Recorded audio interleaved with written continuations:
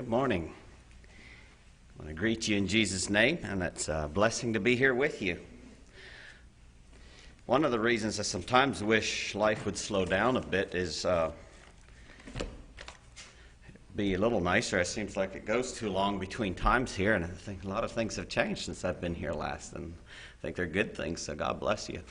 There's even some people here now who probably don't even hardly know who I am, so anyways, that's fine. And before I forget, there's different ones from church sent greetings to different ones here, and that part of my brain gets overloaded real quick, so I'm just going to give you greetings from the church in Strawberry and the people that sent them to the people here in the church here. Does that work? If anybody says, did Joe give you my greetings? You say, yeah, he did. So now I'm free and got a clean conscience. So anyway.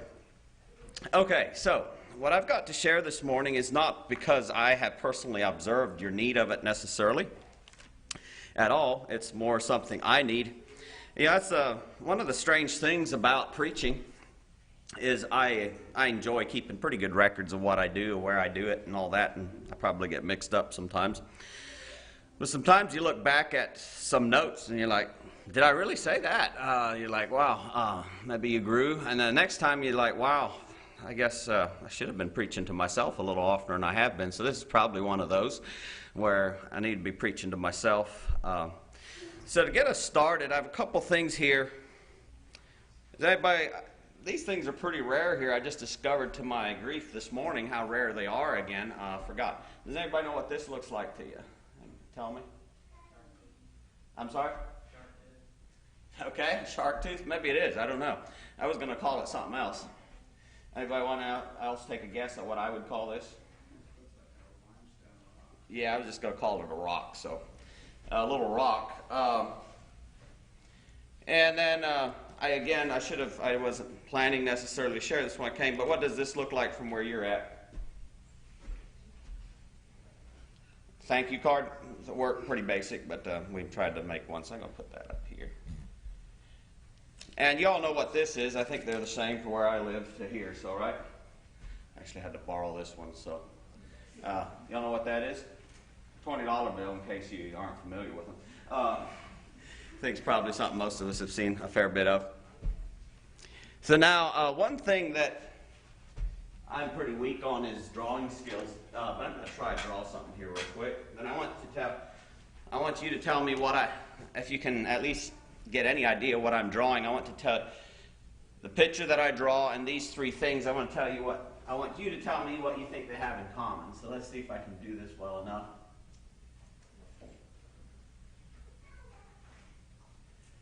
Let's see here.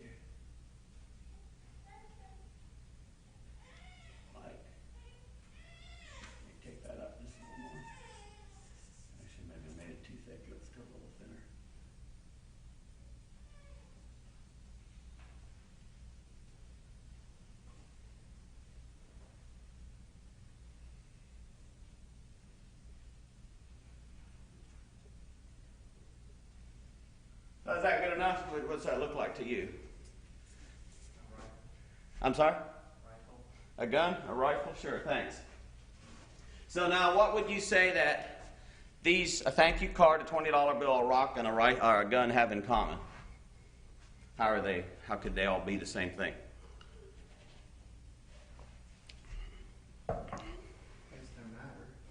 They're matter, okay. We're getting basic here, that's good. They're also something else. Let's see if I can draw this. This square ain't too bad. So now I'm going to try to put something across my square.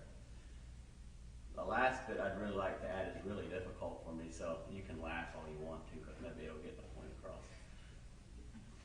What would you say I'm trying to do? That's a present, a gift, right? Thank you. Hey, maybe my drawing isn't as bad. At least you got the point. That's the main reason for me to draw, right? So how many of you like to receive a gift? Okay. So I don't know. I'm going to say that most of us like gifts to some extent. So I'm going to talk of gifts and giving. Now, what these have in common, if you want to know, is that they've all been gifts that I've been given, okay? a rock. I wish I had the actual one along. It was about this size, actually. Some years ago, about a 6-year-old boy in Oregon gave me this rock when I was out there having meetings. I still have it in my office. It's just sort of neat. And that rock probably doesn't, if something happened to me and somebody was cleaning up my estate after me, I don't know, it's probably like, why is Joe saving this rock and throw it away?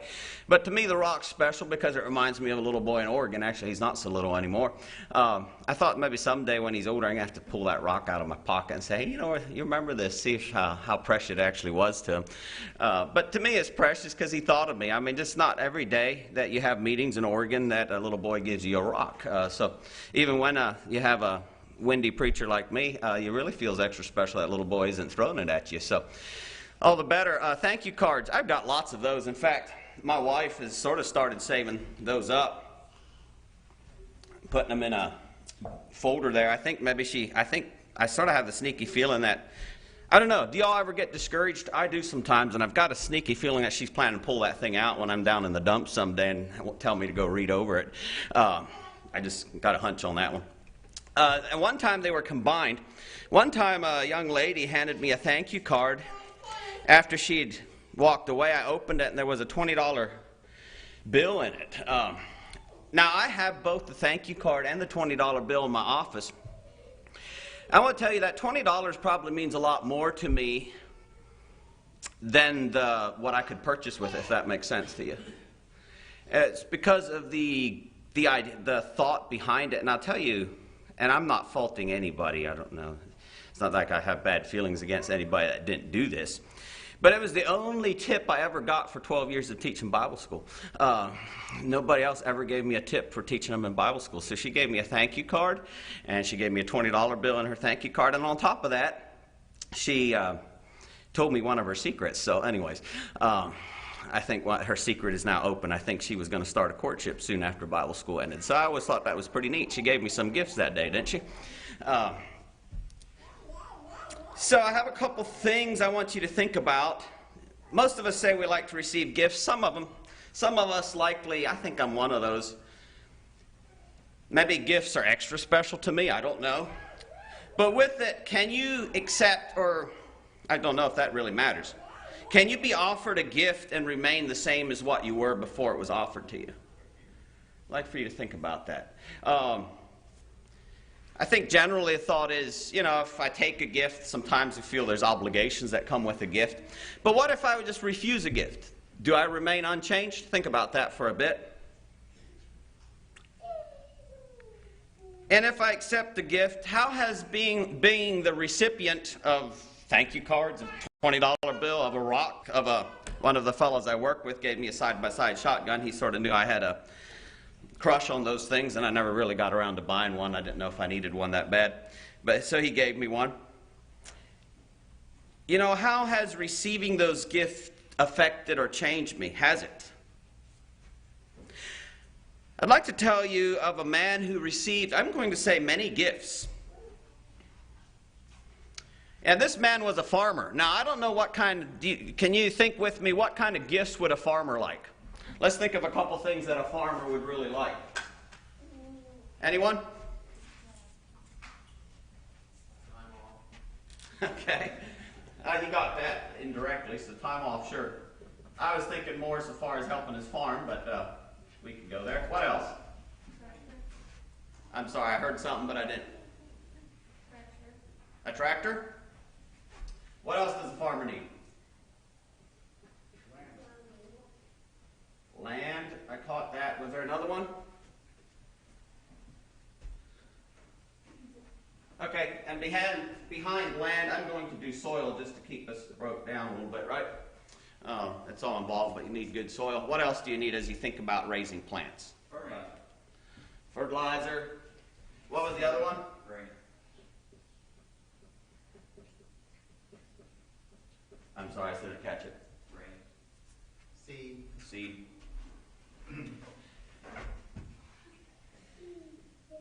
I don't know, I'm sorry. In Arkansas, we eat grain and plant seeds, so I was... Rain. Oh, perfect. Now you're starting to think. So we need soil, rain, what else?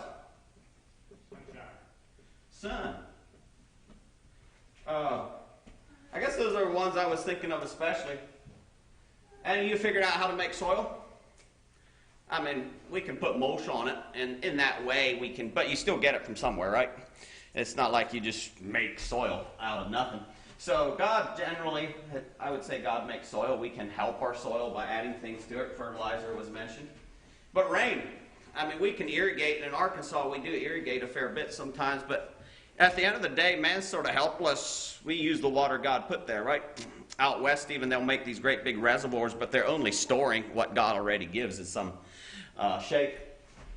So I don't know, making rain is somewhat limited in effectiveness. Sun, that's another one I haven't figured out how to turn on and off. So you think of a farmer needing all those things. Because of the combination of these things coming together that I would say were gifts to this farmer, he had a bumper crop. I mean, it must have been amazing.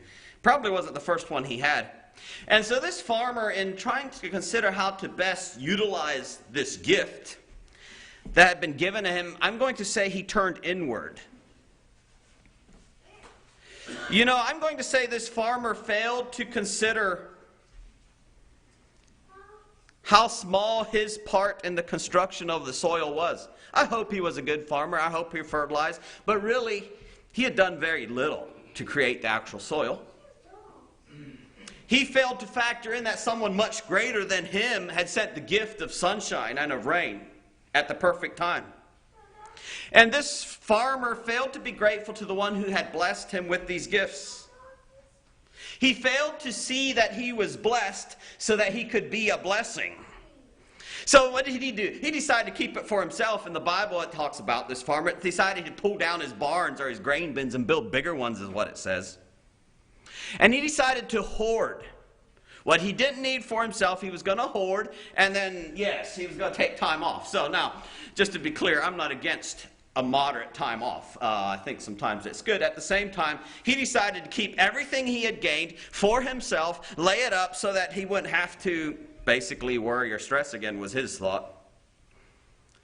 It goes on, he decided to live in luxury and pleasure instead of living a life of sharing and giving. This farmer also failed, while he failed in all these, he also failed in one other thing, and that is he failed to realize that the one who gave him these blessings was watching him.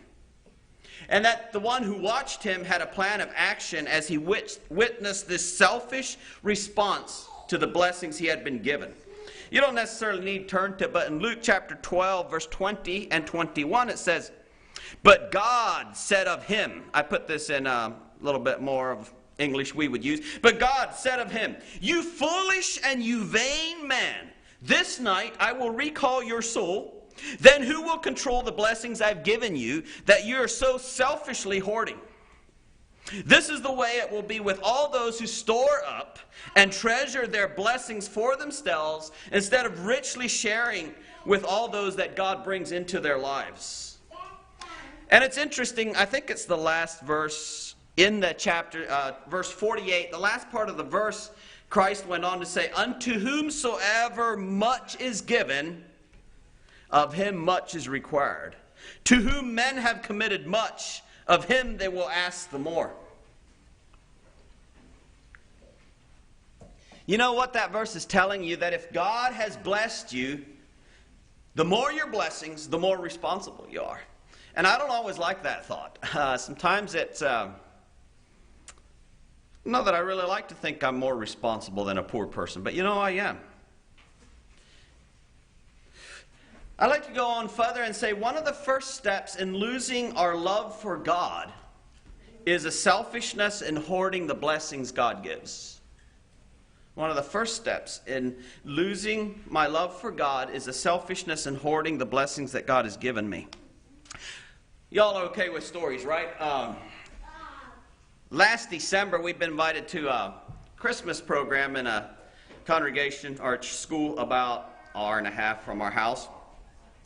And I'm going to repeat this story as I recall it, as I remember it. The children shared this story in the program, and it really been sticking with me, let's say it that way.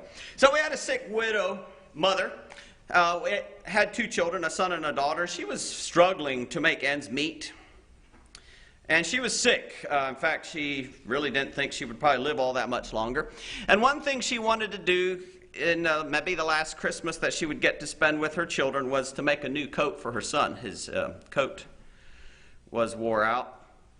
And knowing that her time with her two children was short, she pressed all the love and all the care into this coat, possibly her last gift to her son.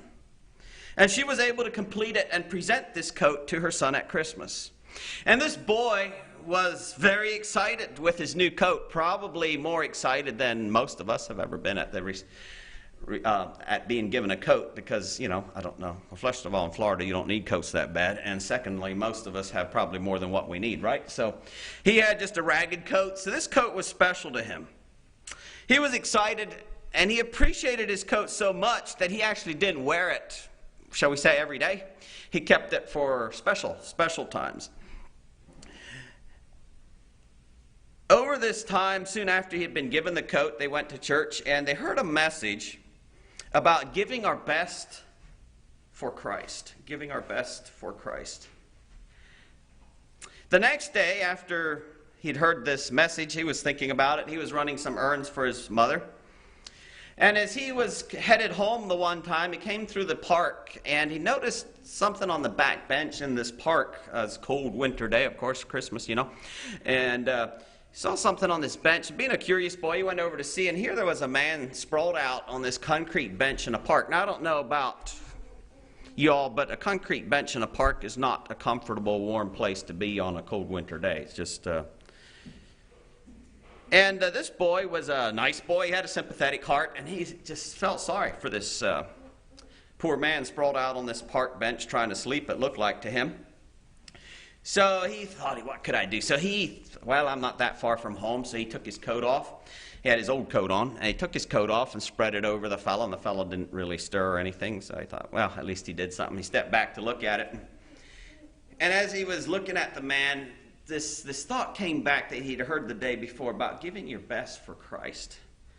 And with that thought came, you know what? You have a better coat than this one, a warmer coat. And, of course, he's human enough that, like a lot of us, he was like, no, I don't want to. I mean, who wants to give their new coat, especially if you only have a new and an old, who wants to give their new coat to a tramp that you don't even know? But as he thought about it, he suddenly ran off. Ran home, got his new coat, came back, and the tramp was still there, still seemingly asleep. He pulled his old ragged coat off and put it back on and laid his new coat on the tramp. And then with a happy heart, he ran off, thinking that he'd given his best for Christ. Now, his mom hadn't been at home when he came back to get his new coat. And when she came home, it didn't take her long. They were, like I said, they were poor. It didn't take her long to realize that the new coat was gone, and he was wearing his old ragged coat. She's like, where's your new coat? And he says, oh, there was a tramp in the park, and I covered him up with it so that he could be warm.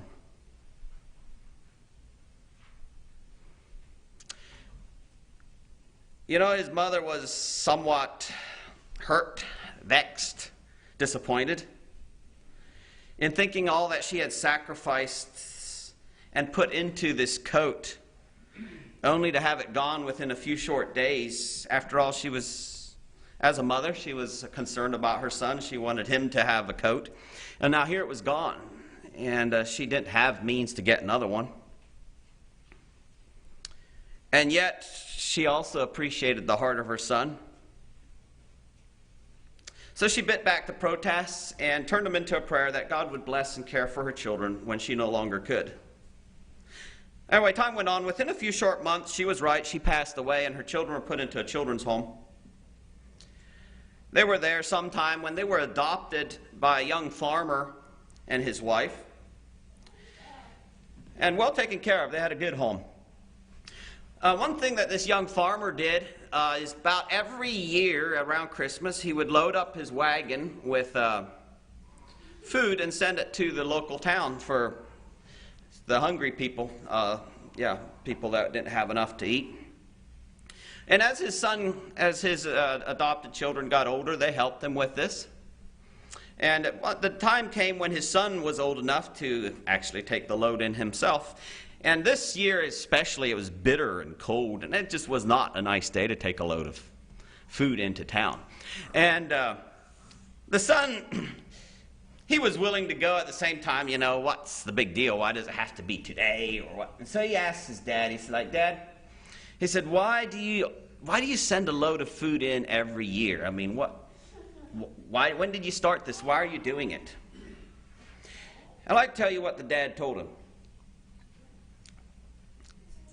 The father told him, son, I'll tell you something I rarely speak of. Some years before my wife and I adopted you, I was a young man in trouble. He said, I fell in with the wrong crowd. They led me into gambling and other vices.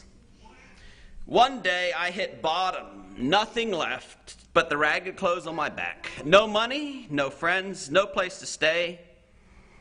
And he had wasted it. He had had a good life. He said, I lay down on a secluded park bench,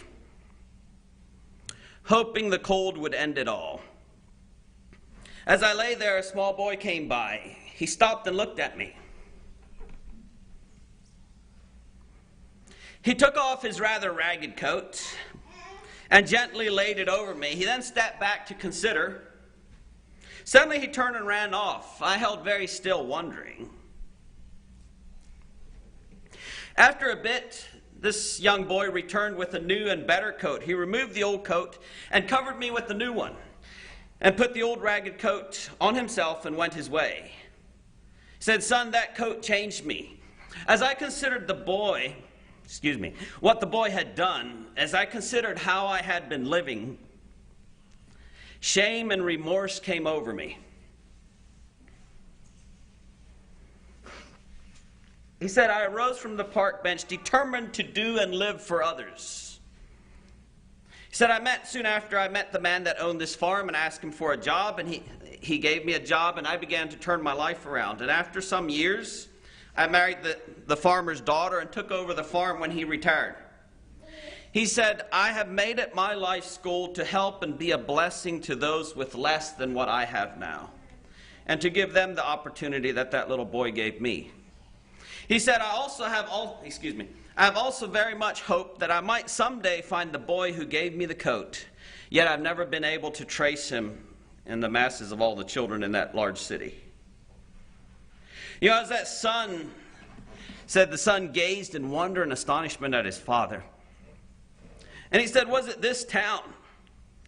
And his dad said, yeah, it was in that town. And he said, was it at this area? And the dad said, yes. And the boy told his father, he said, that was me. That was me. You know, the gift that changed the father had returned to the boy and his sister, can we say, along with the interest wrought by the prayers of the mother.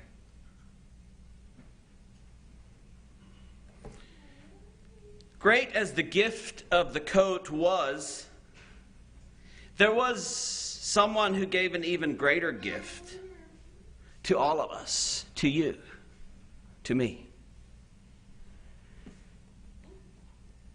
Think of the creator of this world, of this universe. Think of God, Jehovah, who as a father sent his son. John 3 verse 17 says, for God sent not his son into the world to condemn the world, but that the world through him might be saved. Think of the son, this father's son, who with his father was the creator and is the continuing director of the universe and all in it. This son who in John 10 verse 30 said, I and my Father are one. Philippians 2 verse 6 through 8 says of this son, who being in the form of God, or being one with God, thought it not robbery to be equal with God. This was Christ. He was equal with the Father. But he says this, but he made himself of no reputation and took upon him the form of a servant and was made in the likeness of men, something like me. And being found in the fashion as a man, he humbled himself and became obedient unto death, even the death of the cross.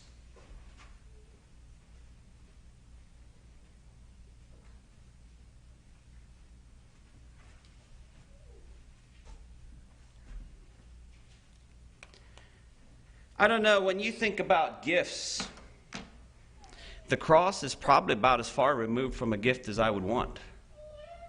And yet that's the gift, that's the avenue through which Christ gave the greatest gift of all. You know, why did the Father not only allow, but even send his only Son? Why did the Son voluntarily come? I believe it was so that you might have the gift of his love, the gift of salvation, the gift of his fellowship, the gift of eternal life in him. Now I want to ask you something. How have these most amazing of gifts changed me? How have they changed you? If we were to go to John chapter 3, verse 18, Christ speaking again, he says, "He that believeth on him," that's Christ, "is not condemned, but he that believeth not is condemned already, because he hath not believed in the name of the only begotten Son of God." As I read that verse, I am led to believe, and there's some others, that on Judgment Day, when we stand before God, yes, God knows our actions. He knows every word we speak. He knows all those things. I get that. But what you're really judged by is whether you have accepted the gift of Christ or whether you have rejected that gift. That is finally what determines where you spend eternity. And friends, whether I accept or reject a gift, I am still changed. When I accept the gift, there had better be gratitude, thankfulness in my heart that changes me. If I reject a gift, there's pride, there's some sort of stubbornness, something going on that again will make me worse than I have been before. Some time ago on the church sign at home, they had this on it: "The love we give away is the only love we keep." And that sort of runs into another quote from, actually I'm not exactly sure what book this was from. It's just been running through my mind, this one, so I'll share it with you too. It said, let's see if I can get this. Love is, I think this is my own words, so I'll just paraphrase it. Love is one of the dumbest things you can do, but without it, this life would be intolerable. And you know, if I realize that the only love I keep is the love I give away, it makes it a little easier to love people, doesn't it? For me, because when I try to hoard, I don't want to get hurt. You know, if trust has been broken or anything, that's hard. It's hard to love again. At the same time, if it's the love that I get to keep is the only love I keep is the one that I give away, I'd better keep on giving, hadn't I? Yet sometimes I see a problem in myself. I think so often I sort of have this thought, this mindset, that when God blesses me, it's okay for me to enjoy the blessing. And it is. And yet, I'm way too content, I'm going to just tell you about myself, I'm way too content to let that gift, that blessing, stop with me. And friends, that's a problem. You know, some blessings I didn't even choose, and so why should I be so responsible to pass it on?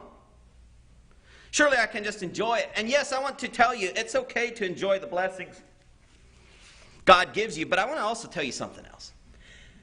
Probably the best way to enjoy a gift is to share the gift, right? If one of you was to give me a gift, and I would take it into my house, I don't know, what shall I say? Well, actually, the church here has given me many gifts, let's say it that way, in the form of helping. I guess their intent was to help pay our travel expenses. Now I have no idea. My hunch is that you way overpaid me, but I don't have, like I said, I've never kept track. But let's say whether you have or had, if I would just collect that money, and you know, this is my travel money from Santa Fe Church, and I store it up here, and I sort of look at it, and I tell my wife, "You stay away from those dollars, those are mine." And I'd tell my daughters, "Hey," let's say we're a little tight and their birthday comes around, say money that we'd have to buy would be this Santa Fe money, but no, daughter, you go without your birthday present. This is mine. I worked hard. Preaching is hard work. And I would sort of hoard it. You think I'd be a blessing? No. This stuff would eat at me. It wouldn't be no good. It's great to enjoy it, but enjoy it together. You know, it's not. One problem I think many religious people have is sometimes they think they can give 10% tithe.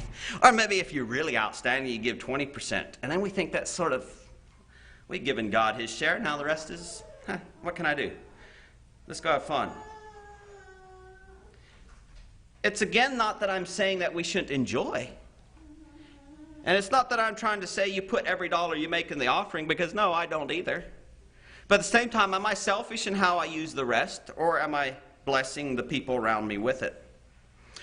You know, when I hoard, when I keep it for myself, when I become selfish, that attitude shows that I fail to realize the gift of Christ. Because here's what I believe, friends, that when I really am fixed in awe and wonder at the love that Christ had for somebody even like Joe, I can't help but be excited to share with you what God has given me, right?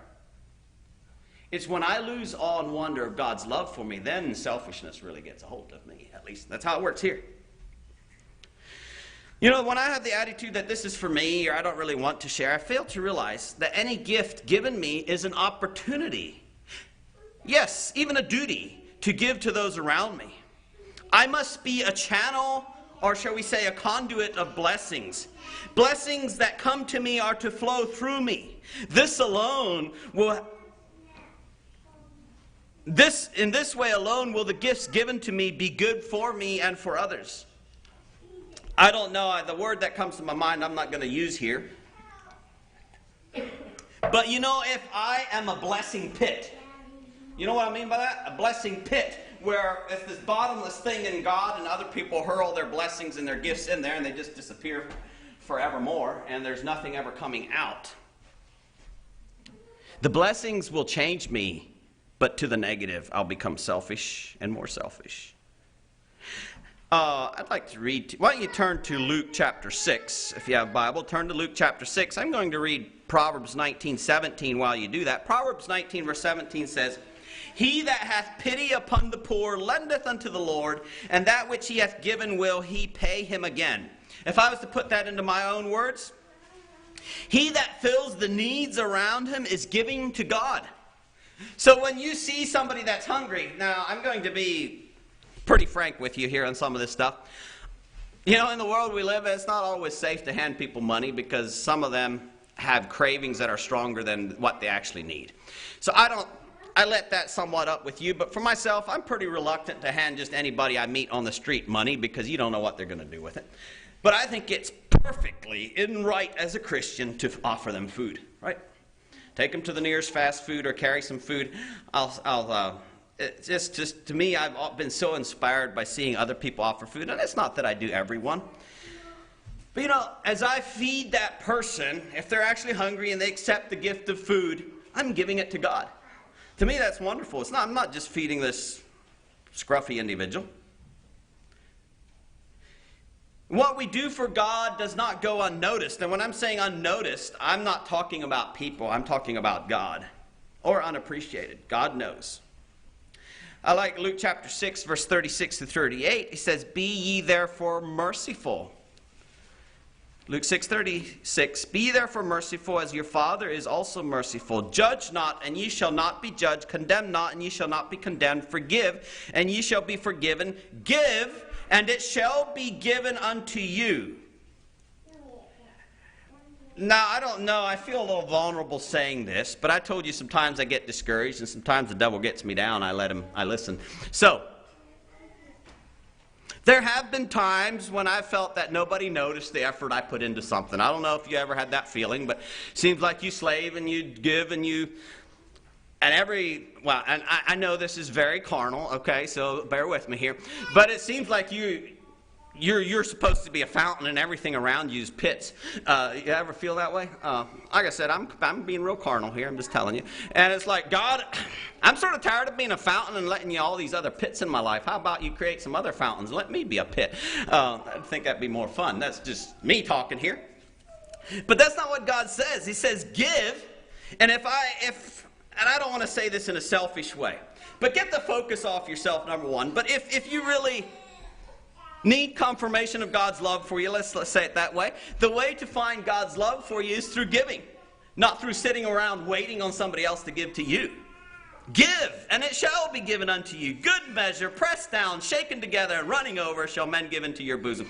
You know, I like that thought. I had this can, just pressed down, shaken together, makes me think I had these fasteners in a jar, and I was trying to combine two.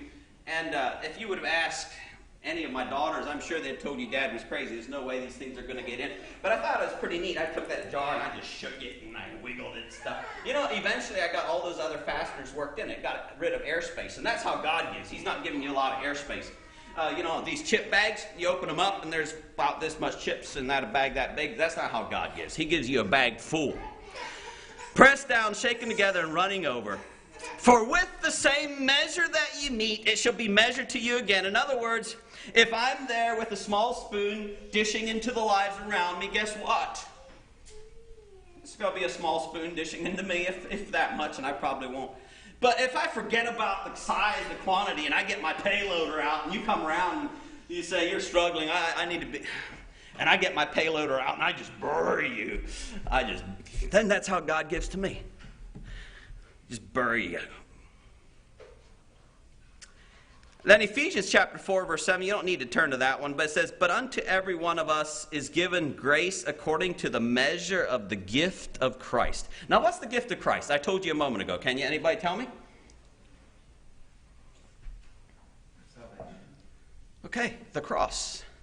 His death, suffering. So the measure of the gift of Christ, how did God measure out his gift to you and me? With a teaspoon, tablespoon, payloader? How did he go about it? Anybody put a quantity on it? Overwhelming and abundant. May I say it one other way, is he gave absolutely everything he had to give, didn't he? He didn't keep some in reserve for a rainy day. When he died completely. When he shed his blood, he gave it all. It wasn't like some of it was held back. That's how God gives. So how do I measure the gift of Christ in my life? Am I again there with a teaspoon? Well, yeah, that person don't really deserve a lot. I'll give them half a teaspoon. The other one, they're great. Shovel in a full one. Or do we just forget about the measure of the gift of Christ, where we just give because of Christ in us? Let's not stop with only Christ. How do you measure gifts that you give to others? And I'm going to hopefully make this a bit practical if you think I'm overboard in some of this at the moment. But I would guess everybody here has had somebody that invested in their life, right? It's parents, spouse, children, friends. I would hope that all of you have experienced at least a small measure of being given to by someone. How do you return to those people that are investing in you? Are you a bad investment? Are you a good investment? And again, you can twist all this around a selfish way. That's not what I'm suggesting, but I am suggesting that you stop and think. Think of who has really poured a lot into you. And then how have you given back to them? I got a couple of verses you're welcome to turn to. Next one will be actually, why don't you turn to Philippians 4? I'm going to read Titus 3, verse 14. While you all go to Philippians 4, Titus 3, verse 14 says, and let ours also learn to maintain good works for necessary uses, that they be not unfruitful. I guess I like that verse in that God is looking for fruit, friends. Don't be an unfruitful person. If I was to say this in my own words, may all of you learn how to give to others and do for others, for if you fail in doing this, you will be like a tree who does not bear fruit, useless in the kingdom of God. Friends, we've got to be fruitful. Again, Luke 3, verse 9, before I get to Philippians 4. Luke 3, verse 9, this was other teaching. And now also, he says, the axe is laid at the root of the tree. Every tree, therefore, which bringeth not forth good fruit is hewn down and cast into the fire. That was Christ. I just think I got my red letter changed on this. The axe is laid to the root of the tree. Why? Why is the tree chopped down? Because it wasn't bringing forth fruit. If you want to be a tree that blesses people, you got to have fruit. And you know what? When you're a fruit tree, you don't droop your branches for some people and pick them up for others, do you? Whoever comes to a fruit tree gets what the tree produces. And not necessarily in the measure that the tree thinks is correct, because it's a fruit tree, their business is not to sort through all this, and we probably have some responsibility that goes beyond a fruit tree. At the same time, we're to be trees in God's kingdom and let God do at least the fine-tuned sorting. Okay, Philippians chapter 4, verse 10 and 11, and then 14 through 18. So Philippians chapter 4, verse 10. Paul talking to the church here, he says, "But I rejoiced in the Lord greatly, that now at the last your care of me hath flourished again, wherein you were also careful, but ye lacked opportunity. Not that I speak in respect of want, for I have learned in whatsoever state I am, therewith to be content." Let's go down to verse 14, read through 18. "Notwithstanding, ye have done well that ye did communicate with my affliction," or we could say my need. "Now ye Philippians know also that in the beginning of the gospel, when I departed from Macedonia, no church communicated with me as concerning giving and receiving, but ye only. For even in Thessalonica ye sent once again unto my necessity. Not because I desire a gift, but I desire fruit, that I may abound to your account. But I have all and abound. I am full, having received of Epaphroditus the things which were sent from you, an odor of a sweet smell, a sacrifice acceptable, well-pleasing unto God." To God. So Paul here is blessing the Philippian church for sharing with them. Now, as I read this, Paul is blessing them. He's saying it's not because I had such a great need or because I was greedy to get something from you. But he said, I was blessed by, as you gave to me, I saw it as a sign of God's work in your heart, in my own words, right? And that's very much how I feel about you as a church, just to be clear. It's not that you all would have had to send us travel money. I think God could have provided, and I know He would have some other way, right? But I bless you for it, not because even I wanted to survive, but because it was a sign of God working in your life. Does that make sense? Just going to use that. And so therefore, keep that on as we're looking forward to some things changing here and stuff. By all means, don't keep sending me travel money. I want to come traveling, but because I want to. If I can bless you while I come, that's great. But I don't need travel money, okay? You find some other place to send it, but keep being a giving church. And I have not, I know your deacon's a good friend of mine. I have not asked him anything on this, so if I call it sore toes, it's not my fault. I'm in ignorance, okay, on this score. But I tell you, I've been blessed, I would say, I've been blessed to be able to travel to a number of congregations. And I'm also going to tell you, I don't think that the check at the end of a week of meetings is how I determine whether those have been good meetings or not, okay? Let's get that clear. But I am going to tell you that I have been to some, and I say this kindly, I hope, but some very wealthy areas and churches where if I would have told them, they don't tell me this to my face, but when you tell them that you're from Arkansas, they sort of look at you like, well, it must be poor. I wonder if they have enough to eat down there, type of thing. And, I wonder what kind of hovel or hut he lives in. Probably a mobile home or something. I don't know. I mean, I'm not trying to run mobile homes down. I'm just sort of telling you the look they get on their face when you tell them you're from Arkansas. And yet, I'm not going to brag on myself. Can I brag on my church a little bit? If I was to go by what evangelists in our church get versus some of those, you would have a completely different picture of who lives in the land of Canaan. Did you follow me there? And it's fine. For myself, I'm fine with it. But I've noticed the trend, and it does bother me a bit, is that oftentimes the people with the biggest houses and the biggest businesses and the longer established communities, if you want to say it that way, are the ones where they give the least. Not just in that area, but in others that I've observed. What's going on? That's pretty strong there, so take it, and if I hurt somebody, sorry. It's just something that's bothered me as I've observed churches and stuff, and there's something out of sync, friends. Something out of sync, and so I'm pretty safe saying it. You're not an old established church, and as far as I know, you've been very giving. But I think this is a blessing that's lacking in Mennonite churches, and in fact, I have personally seen that sometimes the very wealthiest areas are the most difficult to actually get them on board with helping when there's a need. And that's not Christ-like, just to put it briefly. I'm going to give you some other points I'd like for you to consider. Giving and sharing are a mandatory part of the Christian growth. Giving and sharing are a mandatory part of Christian growth. If you feel like your life is stagnated a bit, I'm not saying it's the only area. There's other things to consider. But one thing you should consider is, am I investing? Am I giving?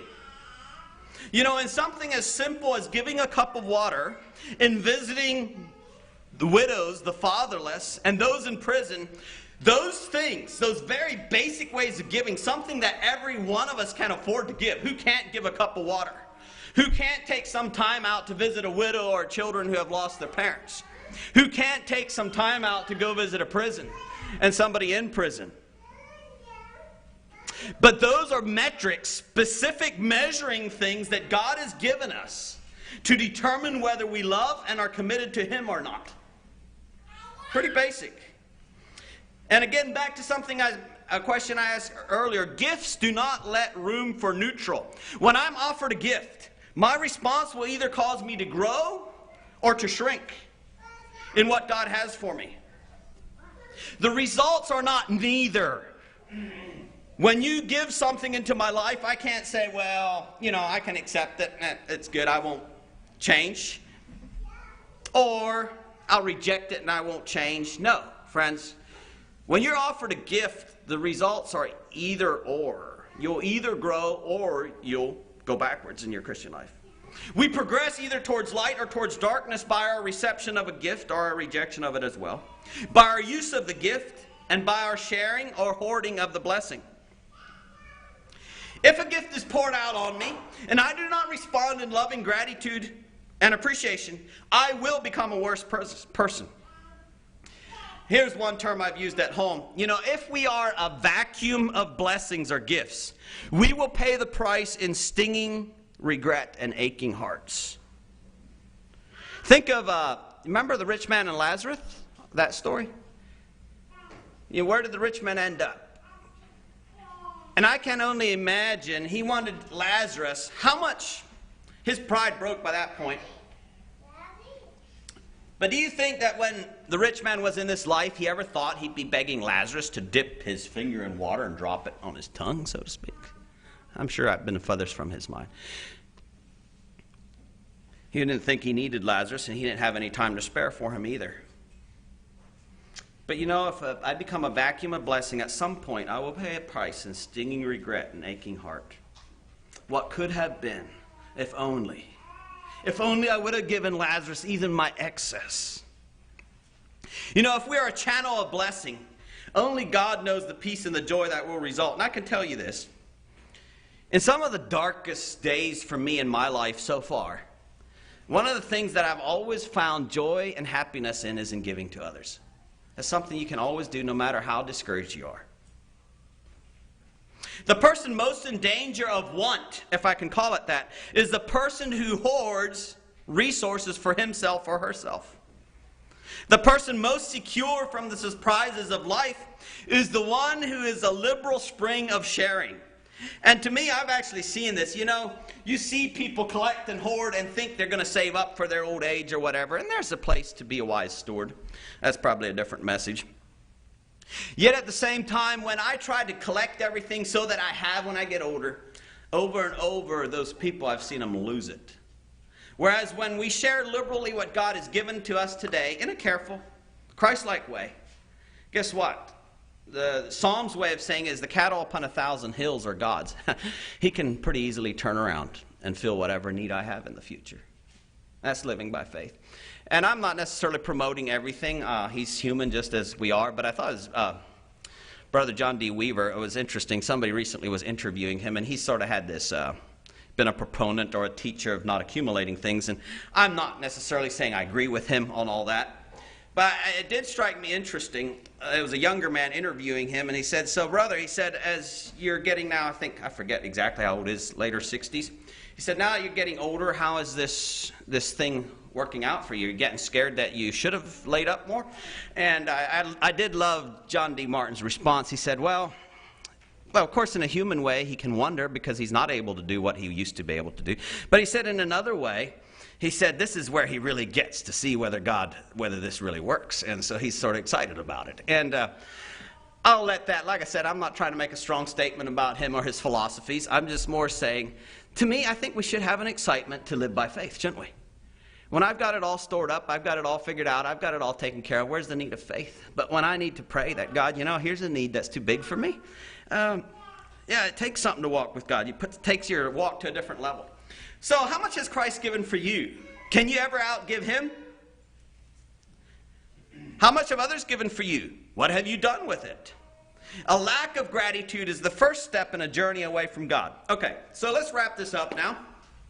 I'm going to give you some rules in giving and receiving. And these were just, I don't know if they're random or not. They were just things that have been impressed on my mind as I think of giving and receiving, because it takes both, really. So first of all, what I want to tell myself is acknowledge my own selfishness and pride. And this comes in every angle. But friends, like it or not, I have a selfish heart. And it probably would be nice for the rest of you if that would only be true of me, but I'm afraid it didn't stop here. I have a selfish heart.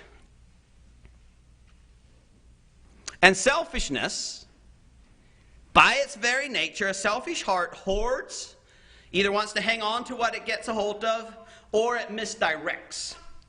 And what I mean by misdirect is you will find some people that don't hoard, no, but they spend it all on themselves, right? That's no better. It's one and the same problem. It's about me. I want to mention pride a bit because I also have a pride heart at times. It's something I think God's working on, but it needs some more work. But pride has two areas that it really interferes with this giving and receiving. In that pride struggles with accepting, right? Pride struggles with accepting. I don't know. That 6-year-old boy offered me a rock. I felt a little bad. I didn't know how precious that thing was, but I took it. I've had some other people offer me a lot more. I've had a couple people that I didn't think could spare the money, honestly, that have given me money. And when I think of, let's say my fishing equipment at home or something, and I see where they live and stuff, I'm like, ooh, how can I take it? But you know what? I need to. That's pride. Now maybe there's a way I can give back to them in some way, and I maybe have a little bit more on that in a minute. But pride keeps us from accepting, and honestly, friends, there's a lot of people sitting in churches, I don't know, I haven't been in other churches that much, but especially Mennonite churches, whose pride is keeping them from really accepting the gift of Christ. Become broken. Don't have pride. Just wholly accept that gift of Christ and let it change you. And then if pride does accept, like I said, it'll use it for itself or try to think you earned it. There's another thing it does. Or another thing where pride comes in is when you give, it needs recognition. And that's been a fun test for me. I'll just tell you one thing I try to do with that is at least sometimes try to give when they don't have any idea where it came from. That's a lot of fun. That's one thing I sort of have a gripe with GoFundMe and that type of thing. Sometimes it's because, at least I guess you could create a username people don't know, but it sort of creates a list. I'm not saying that you can always give anonymously. At the same time, to me it's a test for my proud heart when I know that I really gave and nobody has a clue where it came from, right? It lets Joe test himself. That's for me. Maybe you're not as proud and don't need it. So there you go. Another thing about this, acknowledge your own selfishness and pride, I guess I'm going to tack this point on, is teach your children by example and requirement. So what I mean by that is, first of all, be an example of giving, of humility, of selflessness rather than selfishness. Absolutely, be an example. That's where it starts. At the same time, I've seen some parents that were very giving parents, and they raised the worst brats of selfish children. And what I'm trying to say is, for myself and my house, it seems my selfish heart flows unfiltered to my children. You know what I mean? They got to start over in dealing with selfishness. And some of that we need to start in our homes at an early age. I just had to think of a young man whose Peterbilt trucks are very precious to him. He was so glad that the young lady visiting him this weekend wasn't playing with his Peterbilt trucks. You know, that's in all of our children's hearts. I'm not having any problem with those parents. Don't get me that way. At the same time, you got to work on that, right? This thing of mine, my toy, my daughter has it as strong as anyone, and we got to work on it. That thing of sharing, of giving. Let's teach our children by example, but let's not just take for granted they'll follow a good example. Some of them need a bit, at least when their last name is Bauman, they need quite a bit more than just a good example. Sometimes they need a hot rear too, or something else. So, anyways, God help you with that. Moving on. Allow others to sacrifice for you, and this is sort of building on the pride thing, perhaps. I'm going to say pride or a lack of understanding ruins so many of the best moments in life. Give it up. And what I mean give it up is let others sacrifice for you. Don't refuse a gift. I'm not going to say, and in some countries, some cultures are different where they offer you something and really don't expect you to take it, so maybe you got to learn all those nuances. But if I offer you something, feel free to take it, right? If I offer you something or someone else, take it. Don't let pride get in the way. Sometimes we may have to help some people with wise management. But even the people that are struggling financially, I think actually one of the key things I would want to see in somebody that I'm helping with their finances is that they give. Because actually that's one way out of bad financial management is to see the need of giving. I find it interesting as I read through the New Testament somewhat. I don't know that I've ever found a passage where Christ said, "You're giving too much," or "I can't take that from you." He left people share with him. Then the other thing in allowing others to sacrifice for you is don't spoil their efforts. Don't spoil their efforts. Wait your turn. You know, if I come home and let's say my wife is, maybe it's Valentine's Day, maybe it's a birthday, I don't know. Let's say she decided to make a special supper for me, and let's say I would come home and say, "Well, that's so nice you got all that together, honey, but I'm going to take you out for supper tonight." That'd sort of mess it up, wouldn't it? I should just accept it. She'd probably be glad for me to take her out some other night, you know. But that time, let her do her thing. Just accept it. Don't spoil their efforts. I remember some years ago, one of my younger sisters had baked some cookies for me. I hadn't asked for them. She just said I could take them to the shop for snack. And we had quite a bit of stuff out there right then, and I sort of callously said, "We don't need anything," and went out the door. Later I discovered she was terribly hurt, you know. If somebody goes to the bother of doing something for you, take it. I mean, not in a greedy or selfish way, but thank them for it and take it. Use it. Let them be a blessing to you, however that is. You know, if someone has planned a surprise or a gift for you, don't spoil their moment by trying to turn it around or, we can get pride and selfishness all mixed up in this one too.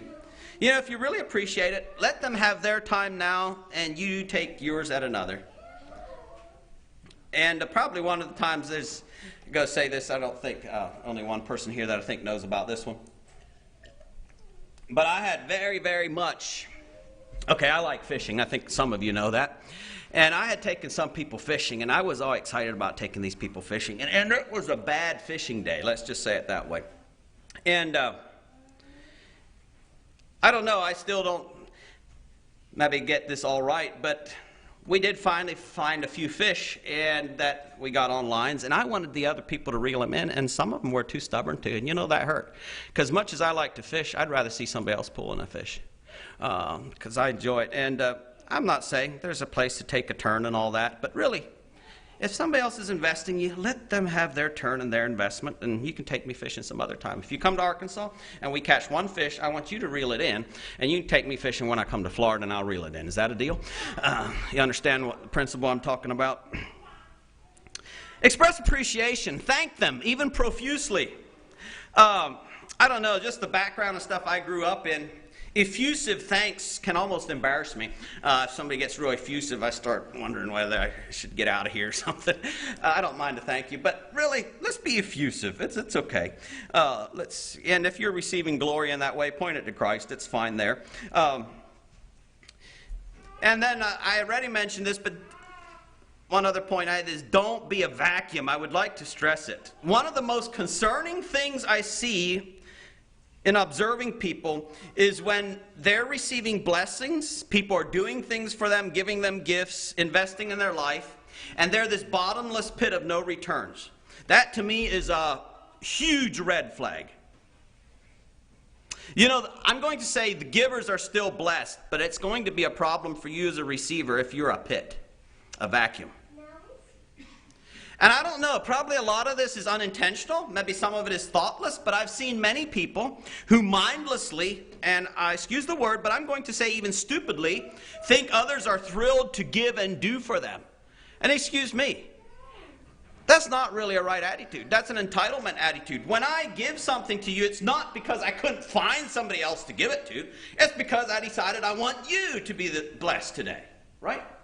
And so don't just expect me to invest in you as somehow, well, I'm giving Joe an opportunity. I mean, God's got lots of places for invest. Yeah, maybe I'm glad for opportunities, but really, don't be a pit. I'm going to be pretty strong on that. I'm going to go say further, if you find yourself relating to a pit, be a bit careful as a giver. You don't really help a pit by dumping endlessly into them. If it's an ongoing problem, especially with a church brother, sister, someone close to you, I'm going to make a suggestion that you dump some rocks in there that gum up the machinery for a bit. That's not always fun. They may not love you very much, but maybe you should tell them that you feel like a pit to me. You're just a vacuum. And don't be harsh, but get them to think about it. Because when a person just takes and takes and takes, you cannot have a good relationship with such a person. In a relationship in which one predominantly gives and the other predominantly receives, that relationship is actually doomed so far as heights of good friendship. If you find yourself in a relationship as a giver, you may need to give the receiver an opportunity to give, lest you become a curse to them. And one thing I've found can be effective, rather than maybe even throwing rocks in their machinery, so to speak, is ask them to do something for you. If they're just this person that wants you to do this, maybe just sometimes surprise them and say, well, let's see. I'm pretty busy this week. You know, I've got some things here you could do for me today. How about that? Would that work for you? And just sort of gums them up. And some people need to be asked. Like I said, some of it seems probably a thoughtless problem. But stop and think, have I been a pit to the people around me? And then in that, givers, don't quit giving. Even if you find yourself beside a pit, it's still actually safer to try to fill a bottomless pit than to quit. But help them find the joy of being a channel. If you receive much, great, return much. A person who does not invest in those who invest in them will end up being an entitled jerk. If someone has invested in you and you're not willing to invest what you can in them, your relationship will finally eat out your heart and your life. Let me read to you Proverbs chapter 25, verse 21. It says, if thine enemy hunger, give him bread to eat. If he thirst, give him water to drink. For thou shalt heap coals of fire upon his head, and the Lord shall reward thee. How is that being nice to an enemy, heaping coals of fire on his head? It's quite simply that if you invest in me, and I'm being gossiping about you, I'm being unkind to you, you can't do that and have your heart in good shape. You start eating your heart out. That's what happens. If the investment someone has made in you does not lead to gratitude and a desire and effort to invest and bless them, you are at a dead end spiritually and relationally. A receiver with no outflow becomes a gnawing void of swallowed blessings. A receiver with an outflow is like an endless spring. Okay, last point here in the giving thing, sort of broken down, is, well, actually, maybe I need to break this up. Give of yourself. You know, I've seen some people who happily and cheerfully run around finding needs for the deacon or the church or somebody else to fill. And I'm glad, and I hope, I pray that, I trust that the church hears this that same way. I'm glad we have a church brotherhood that wants to work, that wants to help. But friends, while there may be an occasional need to go tell the church that here's a need that's bigger than what I am, by and large, I strongly feel give of yourself is where the blessing is. Rather than trying to find ways for other people to give yourself. And I'll just tell you a little hint. I have never been a deacon, but I've got some really close friends that have been. I'm thinking of the two at home sometimes. And sometimes they're glad for suggestion. But the other side of that is they're also very busy people. And so if you see somebody need firewood, go cut them some firewood. If you see some other need, like I said, it's never that I'm saying you never talk to your ministry or whatever about a need, but give yourself. Give of your time. Don't expect others to give theirs while you go free. Give your attention. Don't expect somebody else to listen to someone that's hard for you to listen to. Give your money. Build a little less of a house. Have a little less of a shop. If you see needs, fill those. Don't give surplus. Now, I need to take that back in that, yes, give. If you have extra, give that too. But the real blessing in giving in my life, I'll just say, is when I have actually planned something for, let's say I have a $100 bill in my wallet, and I actually have a specific plan that I was going to use this, and then I see a need, and I give up something I already had a plan for. It's not really just extra. You follow what I'm saying? Don't just give your surplus. Give something that was actually planned. Okay, then don't return and like. God has blessed different people with different resources. Use the one resources you have. You know, some may have more of dollars, while others may have more time. Some may preach a message or teach a class, while others pray for those that do. And that's all giving. Some may give a drink, while others may cook a meal. And if you come visit me, I'll probably try to make sure, I'll try to remember to offer you coffee and water. But I'm probably not going to cook the meal. You can thank my wife for that, just because you're going to be more thankful if she does. At least generally. I can help. But give what you can. And don't only give to those who give to you. It's better to share, it's good to give and share with your friends and those you love. It's even more Christ-like to share and give to those who you do not care for and who lack appreciation for what you share. That's what Christ has done. Okay, then one last point that's pretty important here maybe is give sustainably. Okay, I'm all for giving our best to and for Christ and there for others, but sometimes when people hear us say that, they bog themselves down in their giving to where they can't give to very many people because they're giving this perfection, I guess. You know, I think it's great, and I should have some priorities, whether it's starting with my wife, my daughters in our home, whether it's people I work closely with.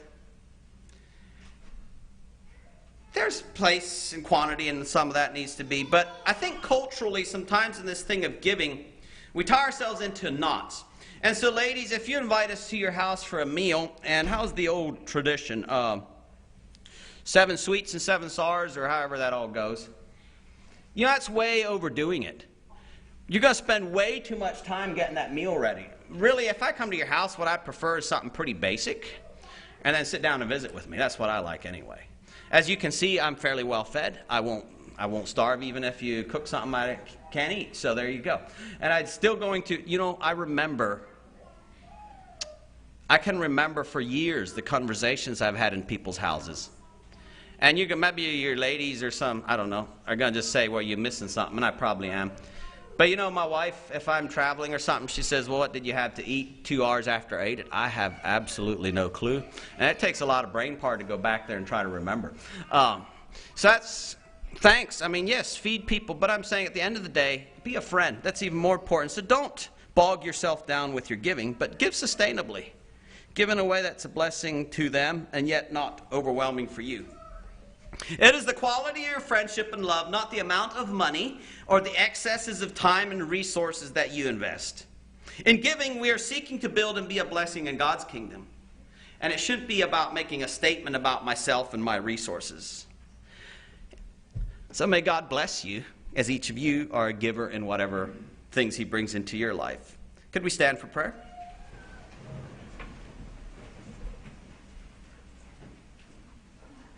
Our dear Father, just thank you for this church here. Thank you for each one in it. Thank you for each one that's here this morning. Lord, thank you for all you've given us. Your gift of your Son, salvation, a relationship with you, eternal life. Lord, these are gifts that are really beyond my comprehension. And yet, Lord, I want to stand in awe. I want to appreciate and be grateful for all you've done. And in turn, to be a channel for what you would have for me. And I pray the same for each one here, Lord, that we can just be in awe of your love for us. And then because of that awe and wonder, be giving people. Not hoarding, not trying to hang on, but just freely sharing whatever you give to us, to all that you bring into our lives. Thank you for this church. Thank you for how they've given to me in so many ways. Would you bless, keep, lead, and direct them. In Jesus' name we pray. Amen. You can be seated.